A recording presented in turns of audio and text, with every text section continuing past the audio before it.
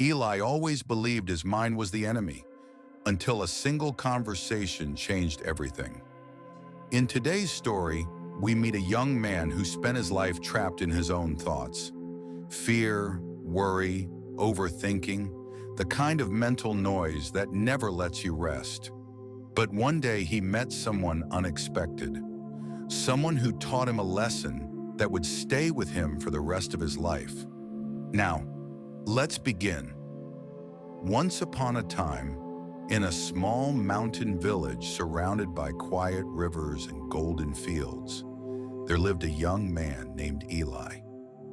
Eli was known for being kind, hardworking, and polite, but also for having a mind that never stopped running. He overthought everything, every decision, every mistake, every thought about the future. His mind was loud, restless, and always full of storms. One morning, overwhelmed and exhausted, Eli decided to take a long walk toward the outskirts of the village, a place where he rarely went. He followed a narrow path that led to an old wooden bridge, and to his surprise, at the end of that bridge sat an old man, quietly watching the river below. The old man didn't look important. He didn't look powerful. He simply looked peaceful. Eli hesitated, but something inside him whispered, "Sid, you need this." So he did.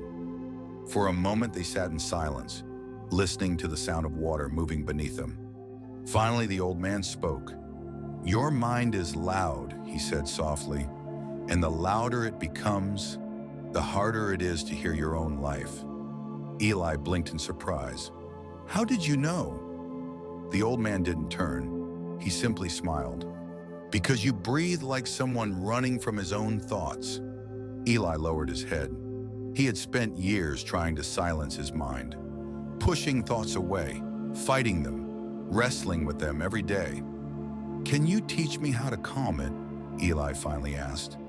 The old man shook his head gently. "No, no one can silence your thoughts for you, but they can teach you how to stop fighting them."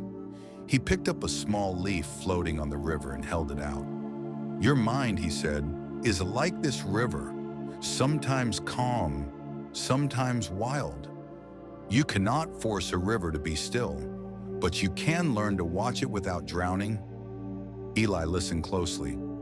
"When a thought comes, do not push it away.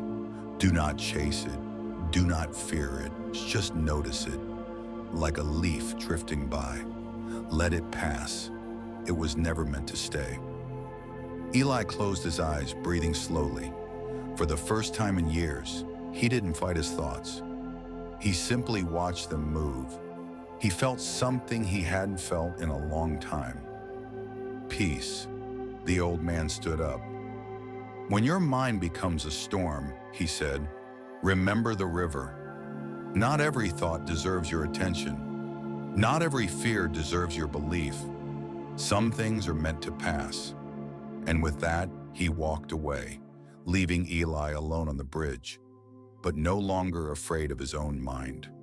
From that day on, whenever Eli felt overwhelmed, he would return to the river, breathe deeply, and let his thoughts drift by like leaves on the water. He didn't silence his mind. He learned to stop drowning in it.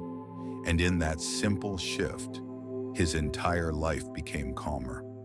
Sometimes peace begins not by controlling your thoughts, but by no longer letting them control you.